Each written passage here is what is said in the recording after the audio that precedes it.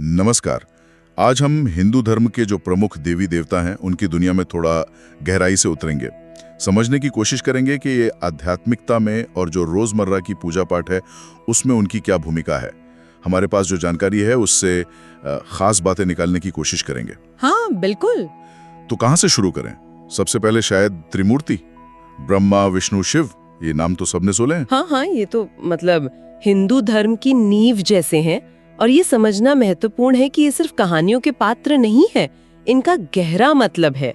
ये ब्रह्मांड के चलने का और जीवन के जो पहलू हैं उनका प्रतीक है। हाँ, स्रोत भी यही कहता है।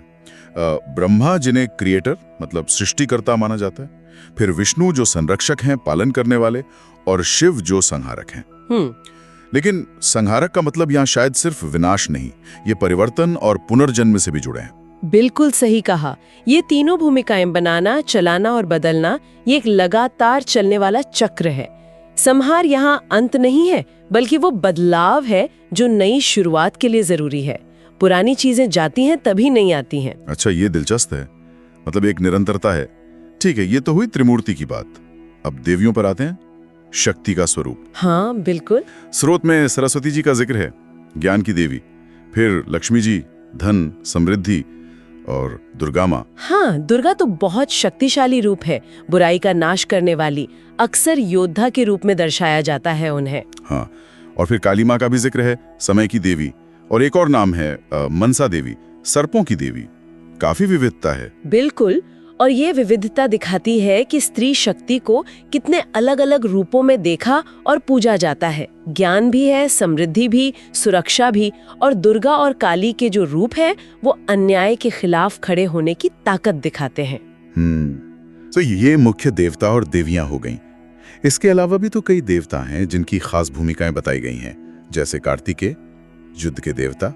कार्तिकेय और हनुमान जी शक्ति और भक्ति के प्रतीक, उनकी तो बात ही अलग है। सही कहा। और गणेश जी शायद सबसे ज्यादा पूजे जाने वाले देवता, नई शुरुआत और बाधाओं को दूर करने वाले। हाँ, गणेश जी की लोकप्रियता तो कमाल की है। कोई भी नया काम हो तो सबसे पहले गणेश वंदना होती है। बिल्कुल। और इंद्र का भी जिक्र है, जो पुराने देवता हैं, वर्षा और तूफान के। हाँ, इंद्र वैदिक काल के प्रमुख देवता रहे हैं। तो ये सब देवता, कार्तिकेय, हनुमान, गणेश, इंद्र, ये जीवन के आप कह सकते हैं विशेष क्षेत्रों या चुनौतियों को दर्शाते हैं।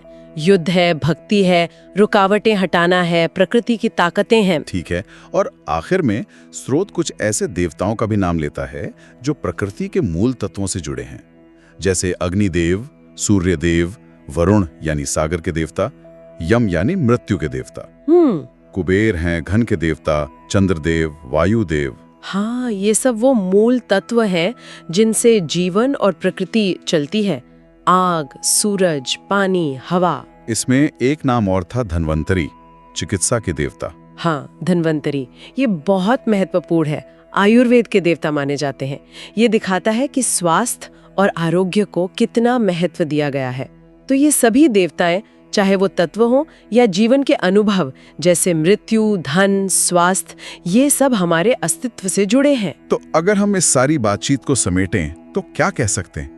ये इतने सारे देवी देवता मिलकर क्या दर्शाते हैं? मेरे ख्याल से ये दिखाते हैं कि हिंदू मान्यता में जीवन और ब्रह्मांड के लगभग हर पहलू को एक दैवीय रूप दिया गया है। सृष्टि, पालन, परिवर्तन, प्रकृति, ज्ञान, समृद्धि, स्वास्थ्य, शक्ति, सब कुछ इसमें शामिल है। हाँ, और हर देवी देवता से किसी खास चीज के लिए प्रार्थना की जाती है ना? बिल्कुल। कोई ज्ञान के लिए सरस्वती जी को पूजता है, कोई धन के लिए लक्ष्मी जी को, कोई बाधा हटाने के लिए गणेश जी को। ये हिंदू धर्म की विविधता और समृद्धि दिखाता है। सही।